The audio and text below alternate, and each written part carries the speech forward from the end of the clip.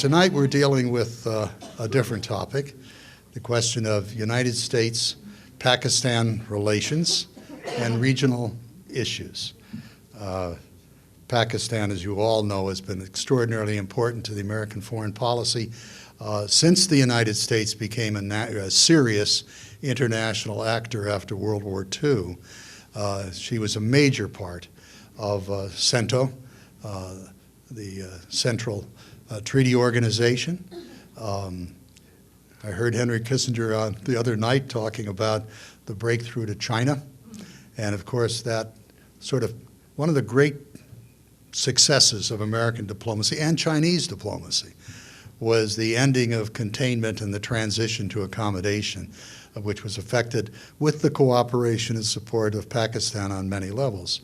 And as we all know, Pakistan's was a major player in our efforts to get the Soviet Union out of Afghanistan. And she has supported us in many ways during the last almost 2 decades of our involvement there. But as we all know, in relations among nations, national interests are the driving force, and national interests don't overlap neatly or tidily, especially in an area as complex as the Middle East region surrounding Pakistan. But to try to unwind those complicated questions and to think about them, we're very fortunate to be joined by Pakistan's ambassador. He comes from a family with deep political roots. And it's interesting to reflect upon him, but a paternal uncle was chief secretary, I believe, in Punjab. A maternal uncle was chief justice of Pakistan. He has a cousin who's been defense secretary. So one can only imagine the wealth of knowledge contained within that family concerning the politics and the foreign policy of Pakistan. He has a Bachelor of Science degree in law from Oxford, a Master of Science degree in Defense and Strategic Studies. He joined the Foreign Service in 1979, which for some people sound like a long career. For some of us, it's yesterday. But in any case, he's in the foreign ministry there. He's held a series of important positions. He was the deputy secretary of the Prime Minister's Secretariat. He's been the head of the South Asia matters. And as ambassador, not ambassador, but in overseas post, and I should mention he was also the spokesman on foreign affairs. Early in his postings to Jeddah and Washington, later Deputy High Commissioner in New Delhi, High Commissioner in Canberra, and then serving as ambassador to Belgium, Luxembourg, and the European Union. Then became foreign minister, impressively, before becoming ambassador to the United States.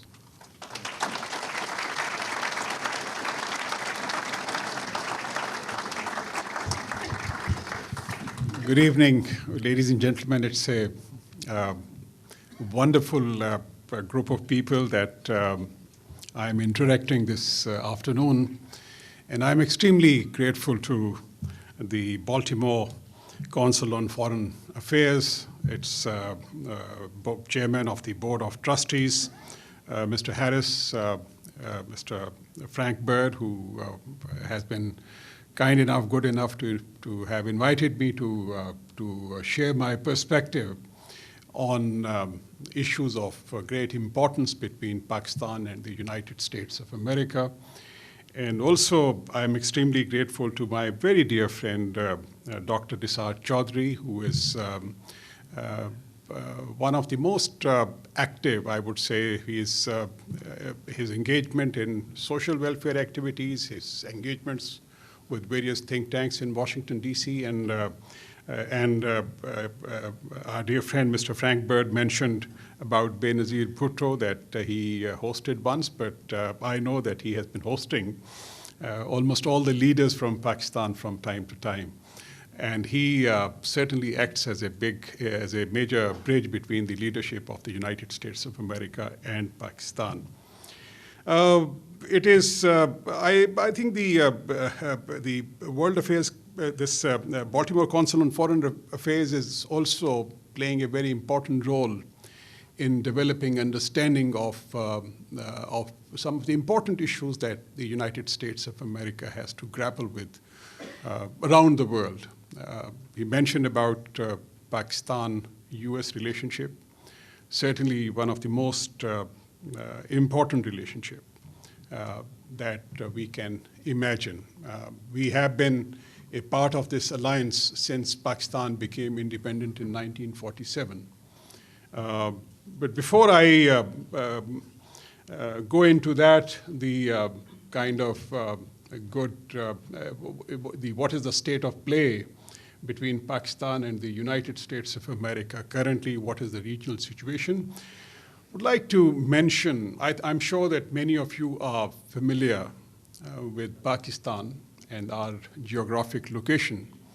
But for others, let me mention that we enjoy a geostrategic location. We are a link between three most important regions of the world: South Asia, Central Asia, and West Asia. We are a country of 200 million people. 200 million people, it's a large country. And in terms of its geography, its history, we share a history of about 5,000 years old. In terms of geography, we share a long border with India, about 2,900 kilometers long border. We share 2,750 kilometers long border with Afghanistan. We share 1,000 kilometers long border with Iran. And we also share almost 900 kilometers long border with China. Many a times when I go and speak before such august audience, I certainly tell them that we sitting in Pakistan, we feel envious of you because you don't share the kind of geography that we have.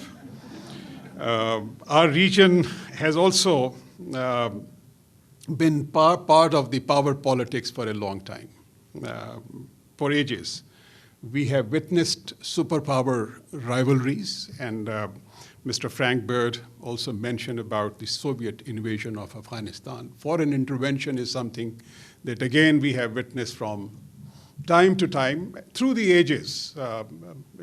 Even while Pakistan was part of a united India, we witnessed many the foreign interventions into our region.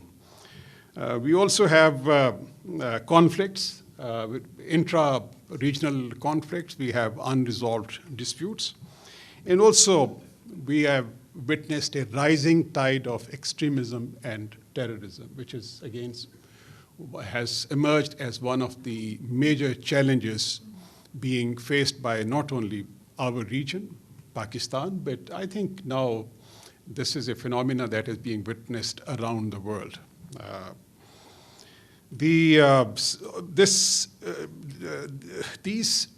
challenges that we face are also quite enormous. And I think it's important to develop an understanding of these challenges, these geographic challenges, the challenges related to extremism and terrorism in order to understand Pakistan-U.S. relationship in its true perspective.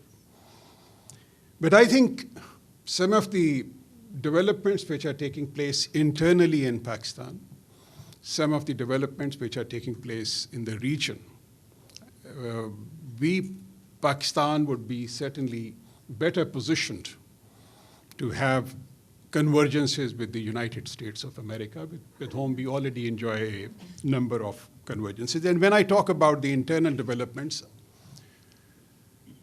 I talk about democracy, which is strengthening in Pakistan. Our democracy is noisy, but becoming quite strong with the passage of time. We had one democratically elected government. In 2008, it completed its full 5 years term.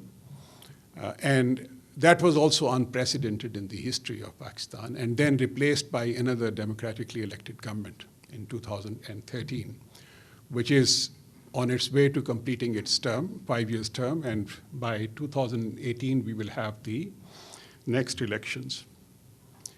Media in Pakistan is ruthlessly free in the sense that almost everything under the sun is under focus as far as the media is concerned, which is, I think, a wonderful thing that is happening to Pakistan, because issues such as good governance, corruption, all these issues are focused. And everybody, whether he is a politician, whether he is a bureaucrat, civil servant, a general, or a politician, or a member of the opposition, they're all under focus. And you have to be on your toes in order to, you have to be on your best behavior in order so as not to invite the wrath of the media. Judiciary is again something which is independent and is playing its role very positively. The suo motu notices which are taken by the judiciary in order to arrest in order to address some of the human rights related issues related to women, children, issues related to corruption is again something which is a wonderful thing happening as far as my country is concerned. Parliament is also asserting its authority with the passage of time, which is, again, I would say is something extremely important from a country like Pakistan. We had inherited a number of challenges I mentioned, some internal challenges, some because of the external factors that I just mentioned in my initial remarks. And the challenges obviously related to extremism and terrorism that we faced for the last almost 3 decades since the Soviet invasion of Afghanistan. And I'm sure that most of you are familiar that while the Soviets came into Afghanistan, we all developed a coalition against Soviet Union where Pakistan played the most important role in the defeat of the Soviet Union in compelling the Soviet forces to withdraw from Afghanistan. And in order to achieve our objectives, we had invited these jihadi elements from all over the world to come to Afghanistan, to come to the tribal areas of Pakistan. The space that we provided them, thinking that once the Soviets are defeated, these elements are going to go back, but unfortunately, that was certainly not the case. These elements, once the Soviets left Afghanistan, they developed their own ambitions because they thought that in case we could defeat a superpower, we could also take over the world. And they began to propagate their own brand of Islam in order to assert their own ideology around. We were certainly the worst sufferer of the situation. That was the unintended consequences of the policy that we followed at that particular time in Afghanistan. I'm sure that you must have seen Charlie Wilson's War, this very famous movie. There is the last part of that movie where a member of the Congress, he proposes allocation of maybe $5 or $10 million to rehabilitate schools and colleges in Afghanistan, which had been destroyed as a result of the war that the Afghans, they fought against Soviet Union.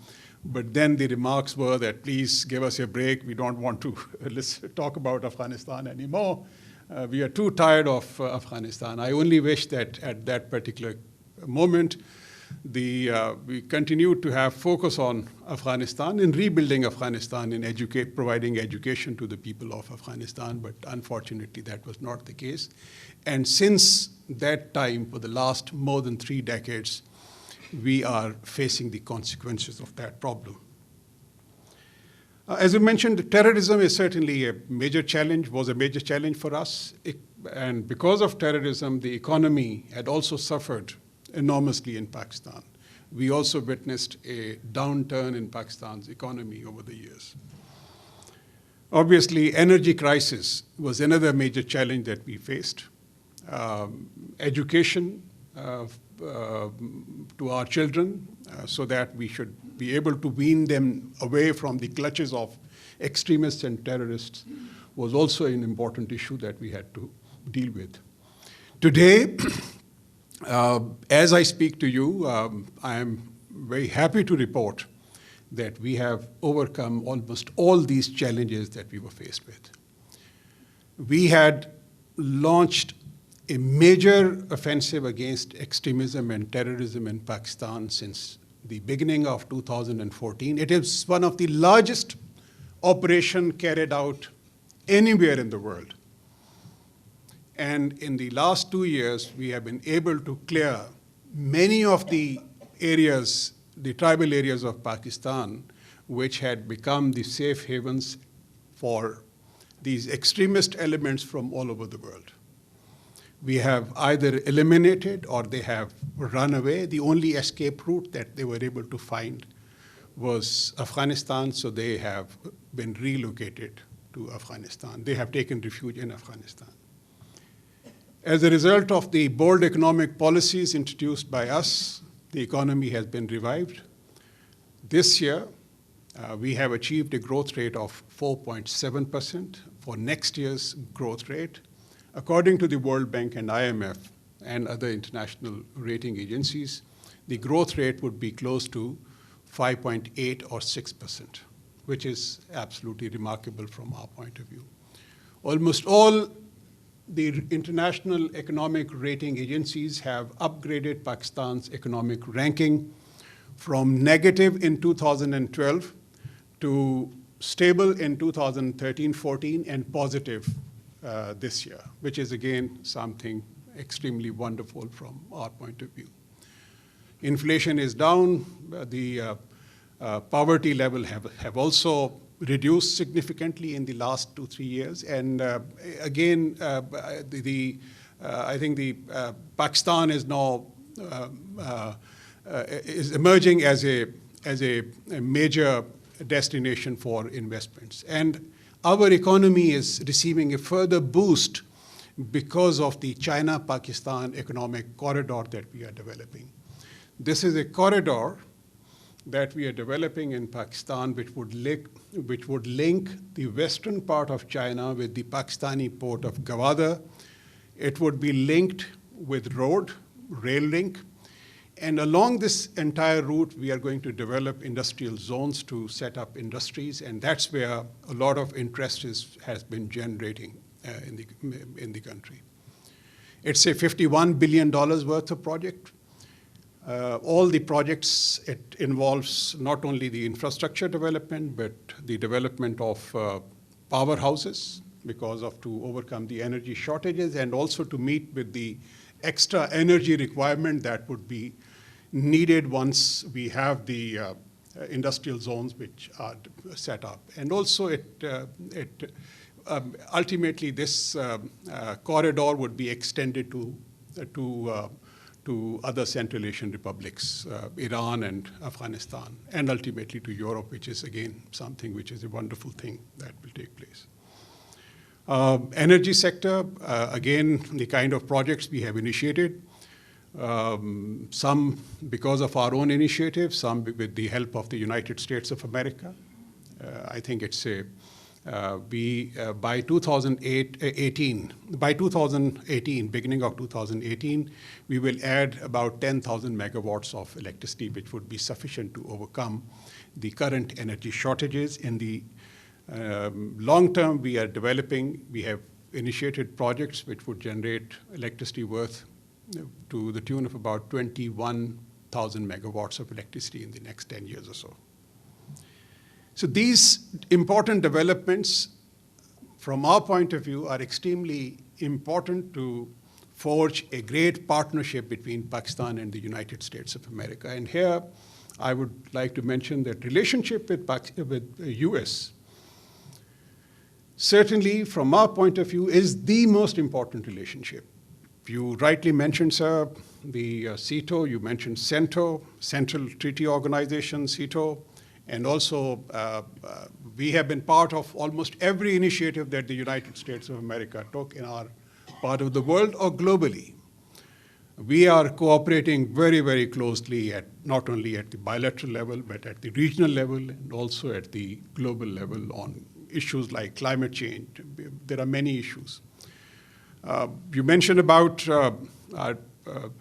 Mr. Frank Bird mentioned about the role that Pakistan played in acting as a bridge between the United States of America and China in 1971, whereby Secretary Kissinger undertook a visit to Pakistan. It was meant to be supposedly a secret visit, but it was an important visit.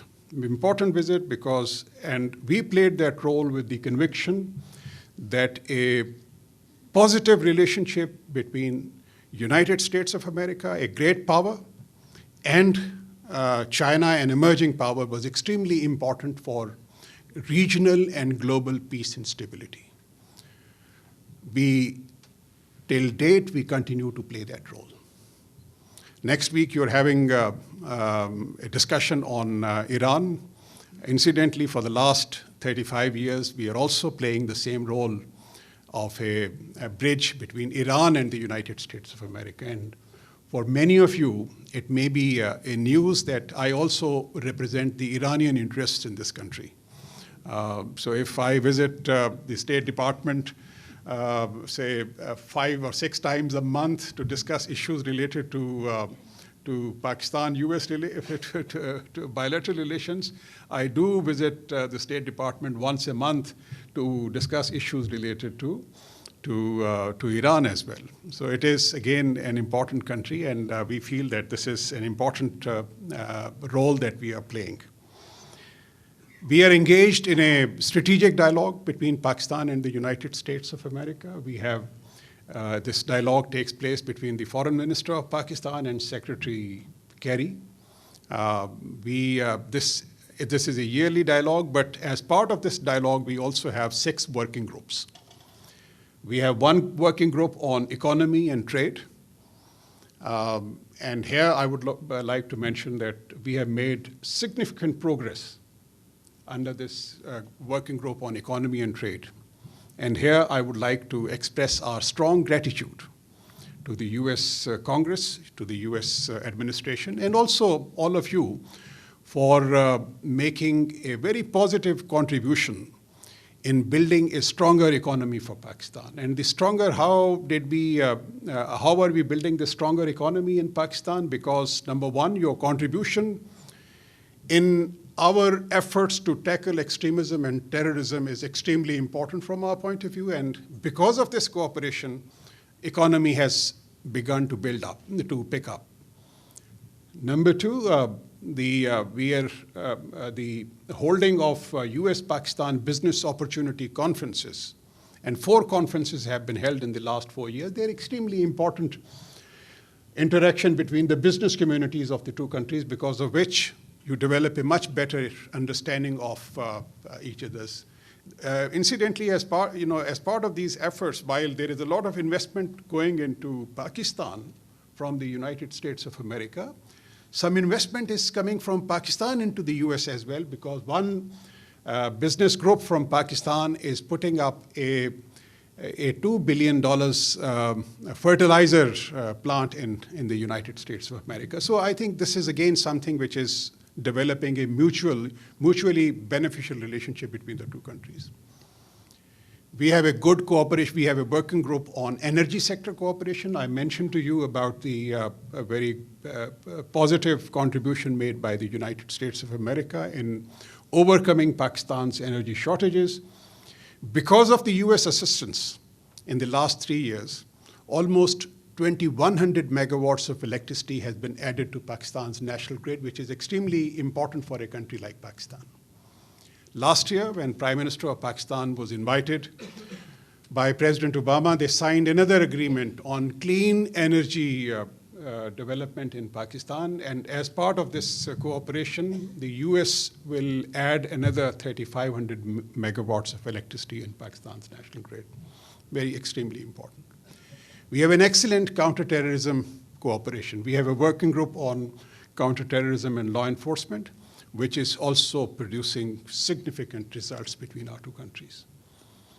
And then we have a cooperation working group on defense cooperation, and under this, this is a great area of cooperation. Pakistan has had this strong defense partnership with the United States of America since 1947, ever since Pakistan became independent. And I would rather say that this cooperation is ahead of many other areas of cooperation that we have forged between our two countries. Then we have a working group on nuclear non-proliferation and strategic stability. And I think extremely important dialogue.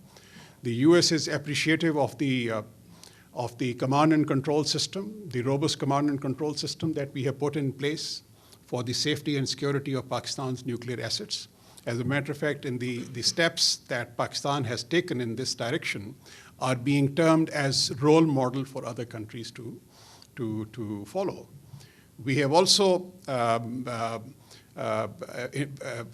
introduced legislations with regard to export controls. We have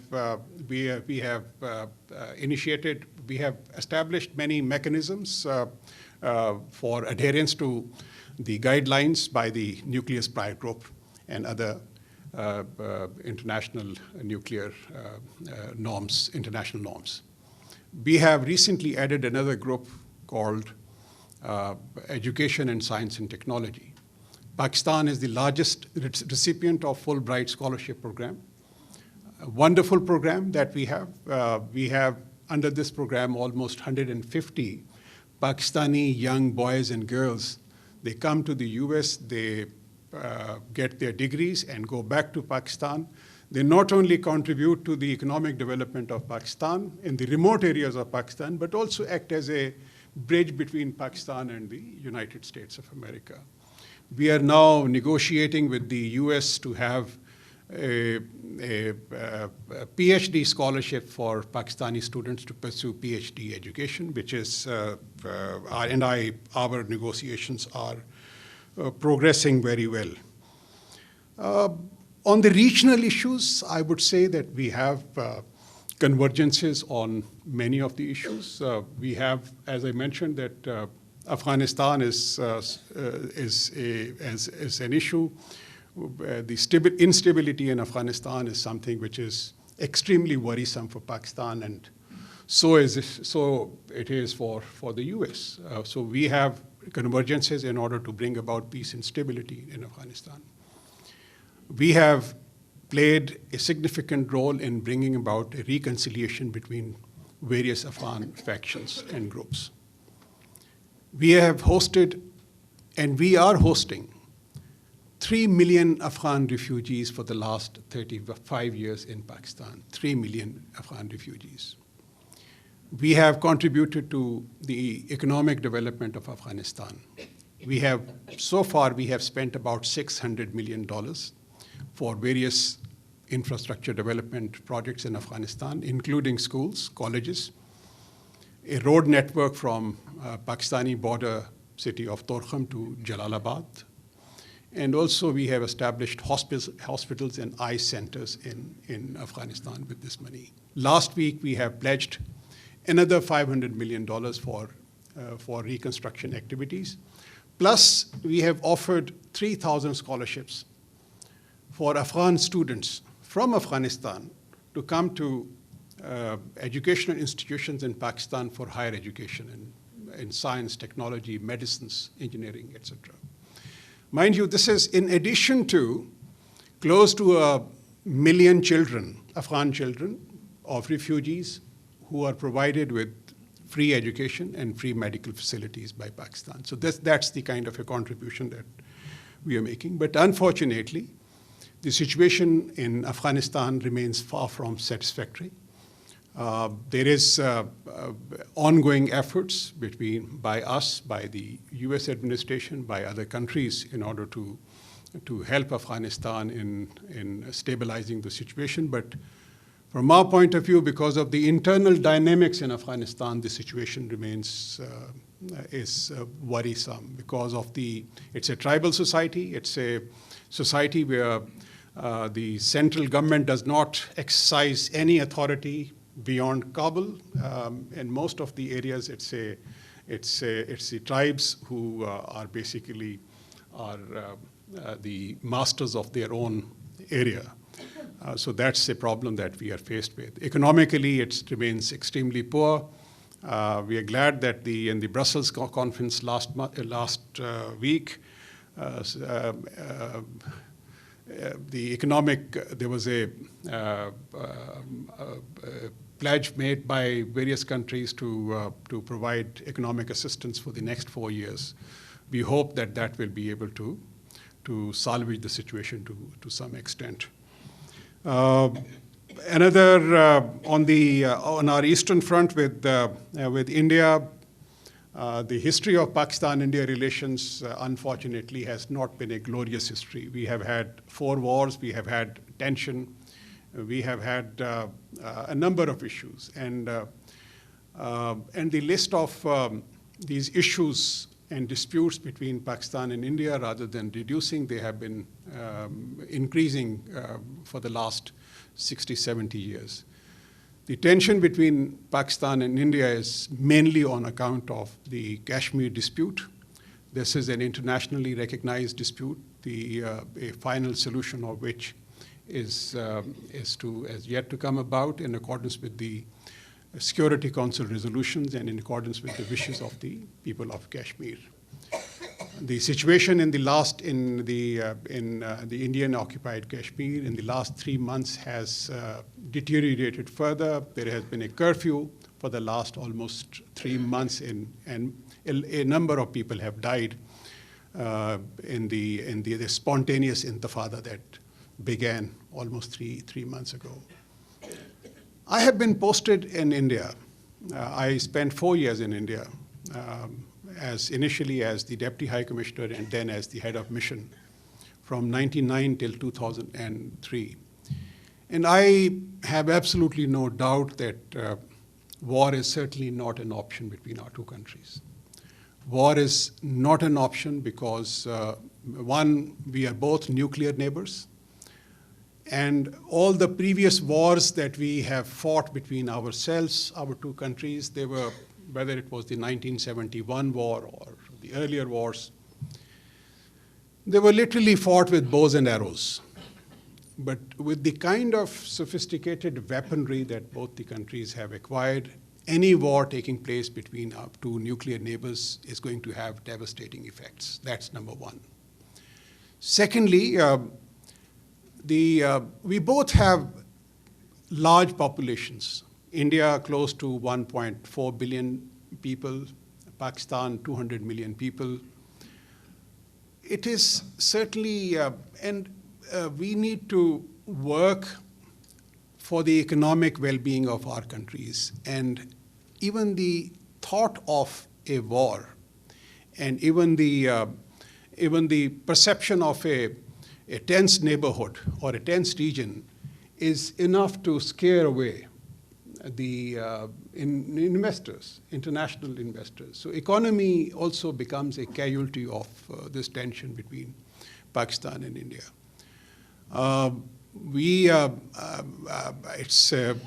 It's fortunate that we have a government in Pakistan who fought who contested the last election on the basis of a slogan, peace through a peaceful neighborhood and economic development. So that was the kind of a slogan that was made. I have absolutely no doubt that once a dialogue begins between our two countries, a sustained and uninterrupted and uninterruptible dialogue between our two countries. And if we address these issues that I mentioned to you about, whether it's the Kashmir dispute, whether it is the Siachen Glacier issue, whether it is Sir Creek issue, whether it is the water issues between our two countries, or issues related to terrorism, we certainly can achieve our objectives to bring about peace and stability in our region.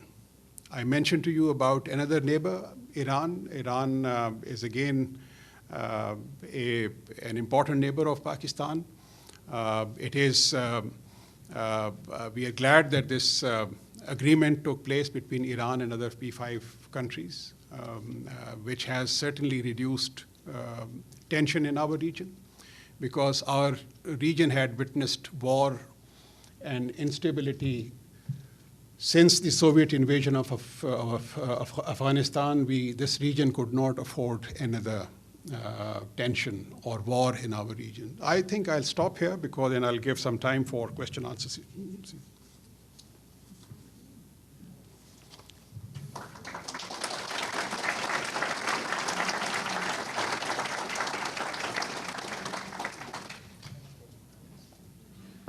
Well, thank you very much.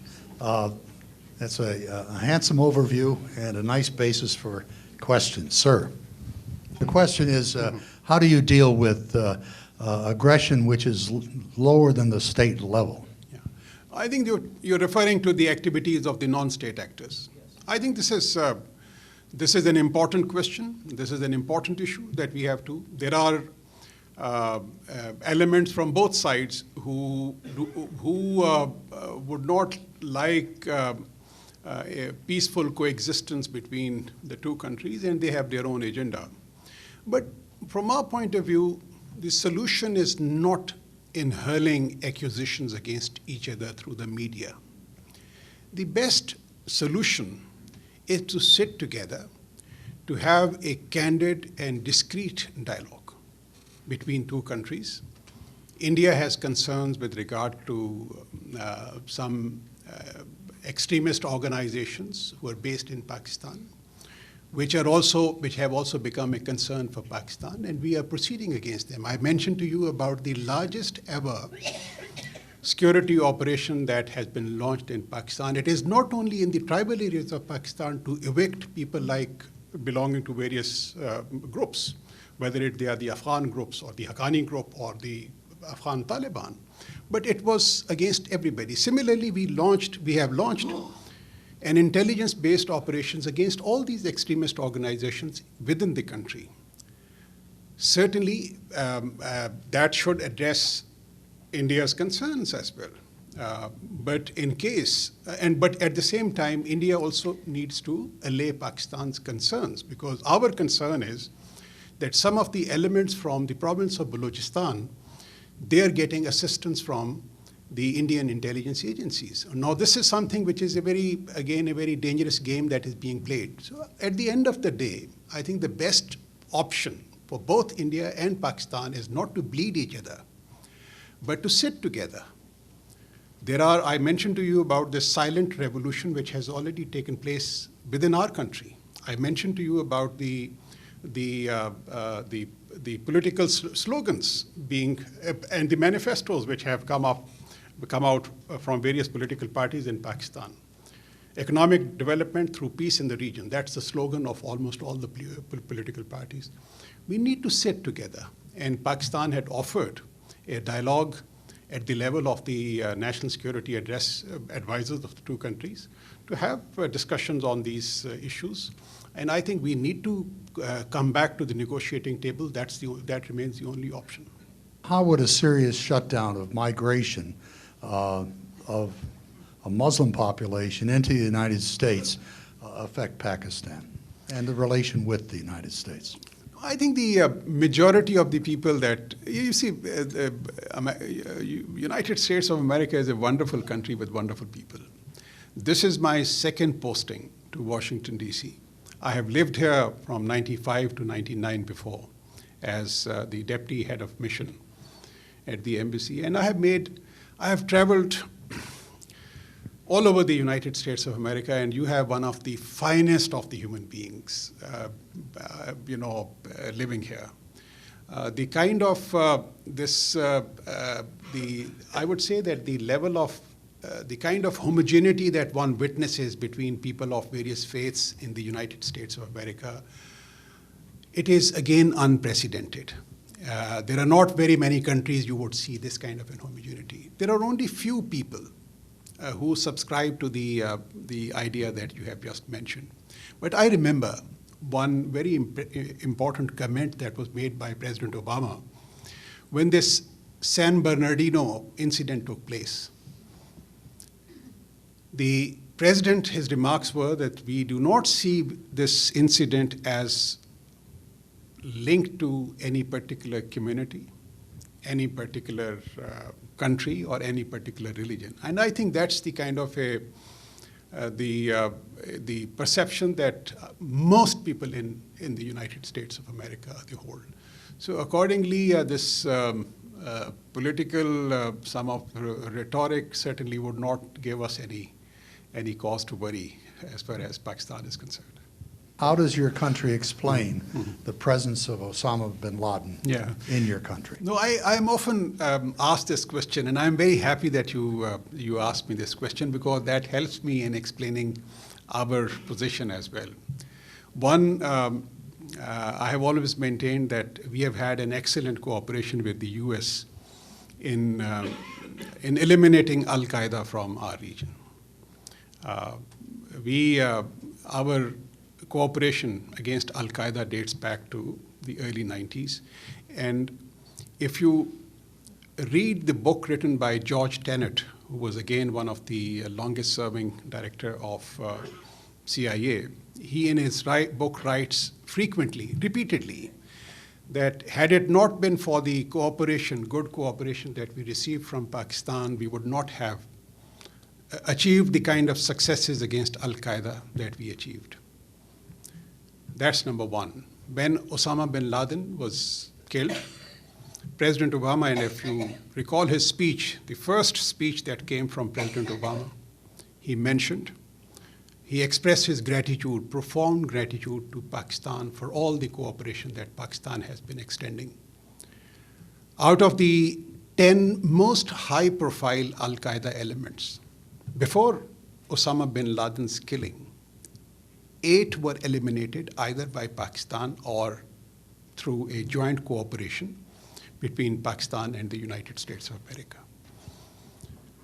That's number one that I would say in my defense. Number two, if you look at the list of some of the most high-profile wanted people in the United States of America, and I'm talking about the FBI list, many of these people who may be living in your neighborhood or our neighborhood, but they have not been tracked down. That is, again, something that we need to keep in mind, because sometimes it becomes extremely difficult to identify people.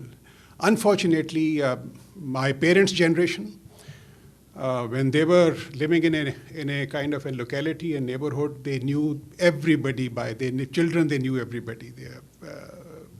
But unfortunately, we are passing through a phase because of our own commitments in various issues. People, they do not know as to who is their neighbor. And Abbottabad is a place where most of the affluent Afghans who fled Afghanistan during Soviet invasion of Afghanistan, they came and they bought properties in Abbottabad. It's a beautiful place and an expensive place to live. So people generally, initially they may have asked as to who is who in the neighborhood, but then with the passage of time, how many people can you ask where have you come from? So that is another. And then again, I think some of the initial leads about the presence of a high-profile individual living in Abbottabad were also provided by Pakistan. My question is, what initiatives or successful initiatives the government of Pakistan has taken with the opposition parties in Pakistan to enhance security economic, education, and sheer power maybe? Thank you. Again, I think whether it's economic development, whether it's our drive against terrorism and extremism, the kind of successes that we have achieved, on all these challenges that we have faced, they could not have been achieved unless there was a national consensus in support of these initiatives that Pakistan had taken. There is a parliament where each and every issue is debated, whether it's a domestic issue or it's a foreign policy issue. Take, for example, the issue of terrorism. Before we launched operations against extremist and terrorist elements in the tribal areas of Pakistan, we developed a national consensus within political parties in support of that operation that we conducted. We co-opted the tribals. We evacuated close to 1 million people from the tribal areas of Pakistan, brought them to the safer locations. And then we went after these elements so that could not have come about without a national consensus within the country, because those 1 million people, some of them, they were housed in the camps, but a lot of these people, they were lodged as guests with other people who were willing to sort of provide them shelter for a certain period of time. Economic development is again something which is, so these days I would say that you can't really proceed further on most of the issues concerning our country unless you try and develop a national consensus. The mention about the role of the parliament, the Prime Minister also takes the opposition parties into confidence. Opposition, by the way, is, as I mentioned, it's a very noisy democracy. It's a very noisy opposition that we have. And but which is, again, a wonderful thing that is happening in the country. Would you comment on Bollywood? And I don't know what the Pakistani. See, what had happened was. But in any case, the mutual banning of entertainment films. You see, the background to this question is that some of the Pakistani artists who performed in the Bollywood movies, those movies, when they were released, there were agitations against the screening of those movies in India. And as a result of those agitations by certain extremist elements from within India, those movies were banned, and those actors or actresses who had gone from Pakistan in order to participate in those, who had acted in those movies, they were asked to leave the country. Similarly, we have our Sufi music is extremely popular in India. Many of our folk singers who visit India to perform, they were also asked to leave India. Similarly, there was a reaction from Pakistan also that there was a demand to ban Indian movies in Pakistan, which were being shown. I entirely agree with you that this is a useless exercise. This is something which is promotion of art and culture. From our point of view, should not have any boundaries and should not become a casualty of tension between two countries. As a matter of fact, art and culture links people rather than divide them. So that's the kind of approach that we should be following. How self-sufficient is Pakistan, or could Pakistan be? You see, Pakistan is self-sufficient as far as food is concerned. The crops that we produce in our country, those, not only that they cater for the requirement of Pakistani people, but also cater for the requirement of Afghan people as well. Because in Afghanistan, as you're aware, it's a country which is dependent to a large extent for the import of various food items, for items of daily use. We are also self-sufficient in becoming self-sufficient in most areas as far as through the development of industrial sector. Energy sector, unfortunately, could not keep pace with the economic development that had taken place in the country for the last several years because of our focus on security for the last 25, 30 years. Because most of the resources that we had, we were spending those resources in improving security on Pakistan-Afghanistan border. Incidentally, I forgot to mention that that while there is a drawdown of US forces from Afghanistan, for Pakistan it was a surge because we have now close to 194,000 Pakistani troops on Pakistan-Afghanistan border in order to provide security to those people. So because of that focus on security, we could not really focus on this energy sector development. But now that the focus has come, as I mentioned, that by next year, we will be self-sufficient in energy. We have, again, we have wind energy, we have hydel energy, we have nuclear energy.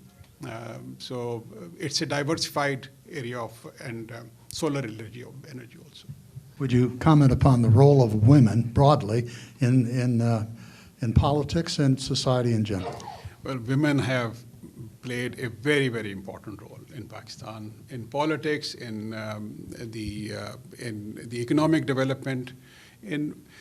Since 1947, by the way, when we were engaged in this freedom struggle in 1946-47, women of South Asia, they played a very active role in the independence movement also. Both, the women from India, women from Pakistan. So there is a very strong culture of active women participation in politics in our region. In the last many decades, the situation is now moving in a very positive direction as far as women are concerned. You will be, when I was studying in college in those days, there were the percentage of women in medical colleges, for instance, was not more than 10%. Today, last year when I went to Pakistan and went to a medical college to speak to the students, I was pleasantly surprised that women participation, or the ratio of women in various medical colleges, has gone up to almost 60 to 70%. Similarly, as a student, we never used to go to the engineering university because there were not very many women there. But now I can tell you that we have 40% women in engineering university. These were the non-traditional areas where you have electrical engineer, you have space engineers. And then in the banking sector, in the corporate sector, you have these heads of various organizations who are women, heads of various banks who are women. We have 30% participation of women in our national parliament. We have 25% women representation in the provincial parliaments, which is a large number. I am not really sure if many countries have this number, this kind of a participation in their respective parliaments, which is, I think, a wonderful thing. So the education, there is a lot of focus on education of women, including in the remote areas of Pakistan where Malala Yousafzai has become a symbol of a role model for many women, young girls in Pakistan who are now defying the traditional kind of culture and enrolling themselves in schools and colleges, which is a great thing that is happening. Would you comment on religious diversity in Pakistan, especially the contrast between Sunni and Shia? It's an important issue, not only for Pakistan, but many of the countries in the Islamic world. But again, I would say that this is also the consequence of the kind of policies which were followed at a particular time. Pakistan has always been a very moderate country. We never had this Shia-Sunni tension in our country for a number of, since 1947. People would not even know if one of their relations is a Sunni or a Shia, or we had, they were in the army, they were in the services, so that absolutely, there was absolutely no discrimination or nothing of that tension that existed in Pakistan. But this situation in Afghanistan changed quite drastically. Two important events which became a catalyst. One was the revolution in Iran, and one was the Soviet invasion of Afghanistan. These two became. And with that developed this tension also. But I think now this trend is being reversed. In Pakistan, we have 80% Sunnis and we have about 20% Shias. There is some tension, but not to the extent that it exists in many other countries. But this tension is also the result of the geopolitics in our region that developed in the last 30, 35 years. But I have, as I mentioned, that the kind of steps which are being taken by the government against various extremist organizations who were responsible for fanning this tension, that is producing results. And at the same time, I think we also need to have a dialogue with the organizations who have engaged in creating this tension. We have to engage with those external forces as well who have been supporting one group or the other. That is something which is extremely important but as I mentioned, that this reversal has already started in this trend. It may take some time, but I have absolutely no doubt that it will come to an end very soon. Would you comment on ownership and the political implications of the corridor? Yeah. You know, this infrastructure that we are developing, this corridor that we are developing, from our point of view, this would bring about an economic revolution not only in the western part of China, but also in Pakistan, and also it would benefit the entire region.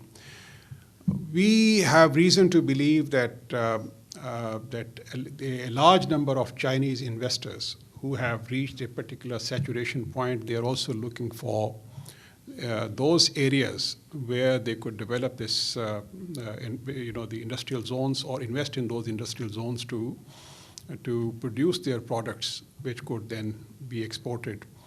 So this, the